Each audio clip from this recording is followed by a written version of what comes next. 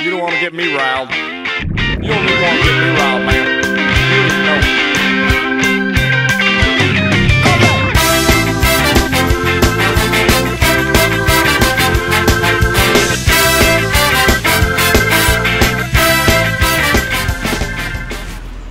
Well, croeso I the making of Seimon Pedr, the movie. Now, just clirio a couple o bethau fyny I ddechrau. Fi'n gwybod beth chi'n meddwl, yn gofyn I chi na oedd Seimon Pedr yn siarad Cymraeg.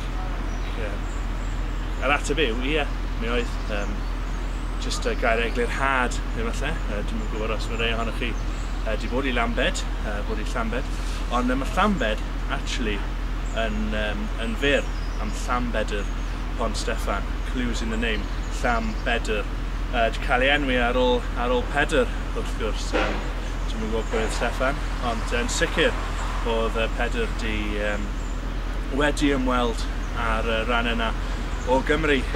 Hanes yw, mae fe nath dod â Gristnogaeth I Gymru ac nath byw bywyd bach braf just lawr wrth Llanddewi Brefi fyna.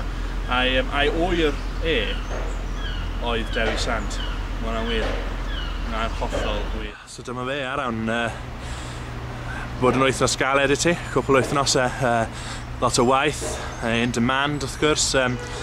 Sut ti ffindo fe?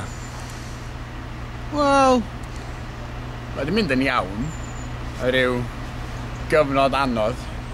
Lle oedd yr producer yn dipyn bach o waith.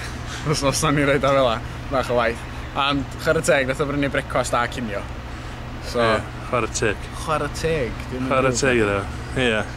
Wel, ti'n ti yn amlwg yn un sydd angen tipyn o golir arno ti wrth wneud y gwaith. Felly, sut oedd y make-up lady a sut oedd wardrobe department? Wel, iawn.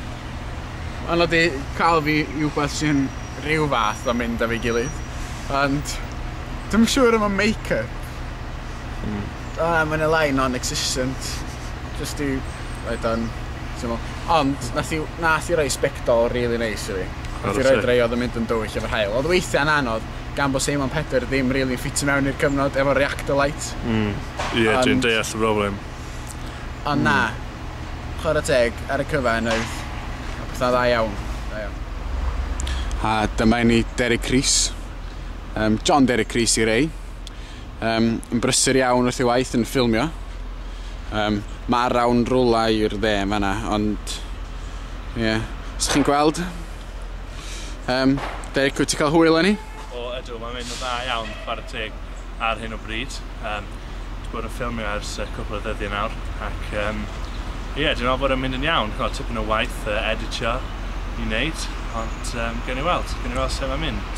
Ydy'r actor wedi bod yn llon llaw? Mae wedi bod yn iawn, not bad. Had his moments, fel pob actor wrth gwrs wedi gweithio efo, ond gen I weld sut mae'n dod allan. Edrych mlaen I weld yr finished product. Os dipyn bach o... Na I ddim cadw chdi'n hir gan wyt ti'n edrych yn brysur iawn am hynna gerid. Os un i ddau o storiau fatha doniol di digwydd tra bod ni'n ffilmio. Achos mae wedi bod yn broses hir da, mae wedi bod yn bythefnos o ffilmio. Dwi wedi nabod yr criw I gyd yn reit da. Wel, mae un o ddau gymeriadau, dwi'n meddwl. Dwi wedi cael chat efo'r fenyw sy'n berchen ar siop Cymraeg Pendre. Ie, diddorol. Ddim rhaid licio fi. Licio araw, ond wrth gwrs fe di'r actor. Edrych arno fi as if o'n i'n baw. Ond hefyd, eithon ni'r Gadeirlan, wrth gwrs, I wneud fach o ffilmio fyna. Fach o drafferth, rhywun yn asistio roi guided tour I ni o'r Gadeirlan. Reina ohonoch chi sy'n nabod fi, probably'n gwybod bod fi ddim yn mynd mor excited â hynny am Anglicaniaid. Ond, ie, wel, diddorol iawn.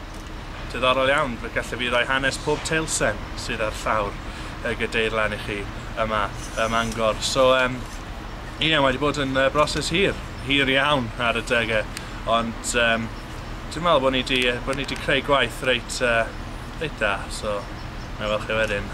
Oce, diolch yn fawr. You don't want to get me riled. You don't really want to get me riled, man. No.